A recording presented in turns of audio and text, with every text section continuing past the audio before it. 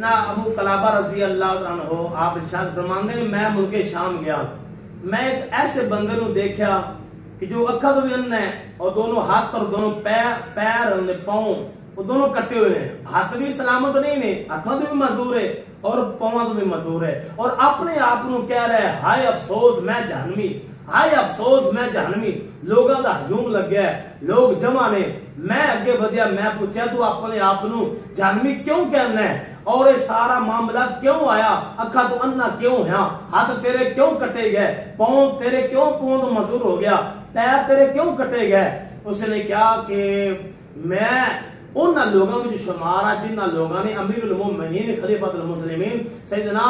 عثمان غنی رضی اللہ تعالیٰ عنہ ہو جنہ لوگوں نے انہوں قتل کیتا ہے، میں بھی ان لوگوں میں شمار سی۔ میں تلوار پکڑی، میں عثمان غنی رضی اللہ تعالیٰ عنہ وار کرنے لگیا تے آپ زوجہ اگے آئی، اس نے شور مچایا تے میں غصے دے اندر آ کے میں سیدنا عثمان غنی رضی اللہ تعالیٰ عنہ آپ دی زوجہ نو تھپڑ ماریا، اور عثمان غنی نے ارشاد فرما دیتا کیوں رب دی پکڑ دے اندر آنا چاہنا ہے، کیوں جہنم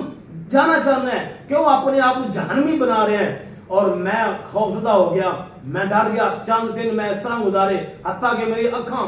چلیاں گئیاں، بنائی ختم ہو گئی، اور چند دن گزرے میں ہتھاں تو مزور ہو گیا، اور چند دن گزرے تا دیکھو میں پیرا تو بھی مزور ہو گیا، اور نہ میں دیکھ سکنا، نہ ہتھاں نہ چیز پکڑ سکنا، میں پیرا تو چل بھی نہیں سکتا۔ یہ دنیا تے میرے رب دی میرے تے پکڑ آئیے، میں کریم آقا دے صحابی دا حیا نہیں کیتا، میں گستاخی کیتی ہے جن دی وجہ نال دنیا تے میرے رب دی میرے تے پکڑ آ گئی ہے، میں دنیا تے ذلیل ہو رہا، اور میں اپنے آپ کو جہنمی اس واسطے کہہ رہا کہ عثمان غنی نے فرمایا سی کہ تو اپنے آپ کو جہنمی کیوں بنانا چاہنا ہے، اور میں بے ادبی کیتی، میں گستاخی کیتی، عثمان غنی دا میں حیا نہ کیتا، ان دی وجہ نال میرے تے میرے رب دی دنیا تے پکڑ آ گئی، اور میں پکا ارادہ کر لیا کہ میرے رب دی دنیا تے پکڑ آ گئی اور میں جہنم دی طرف بھی میں اللہ تعالیٰ دا حکم آ جائے گا اور میں جہنمی ہاں۔ یعنی جو بندہ